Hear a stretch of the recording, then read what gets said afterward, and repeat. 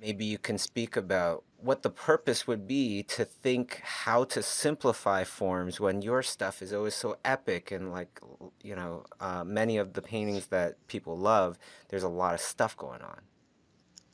Well, that's kind of what was saying about the last class is it's all a matter of getting things in the proper sequence, in the proper order.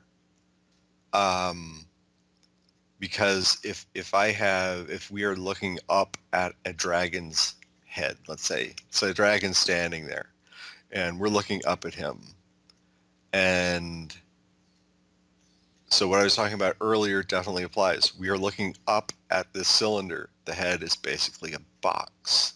Now, if I paint that and I start painting details and scales and teeth, when I don't have that proper conception and proper construction at first, it's going to look horrible.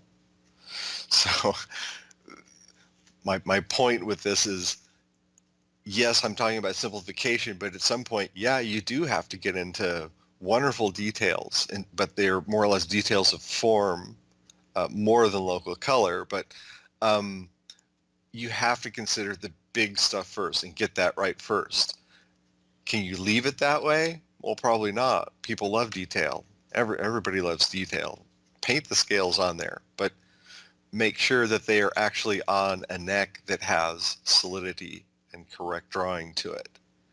And to me, too many artists that I see at the beginning, they're jumping into the details way too quickly.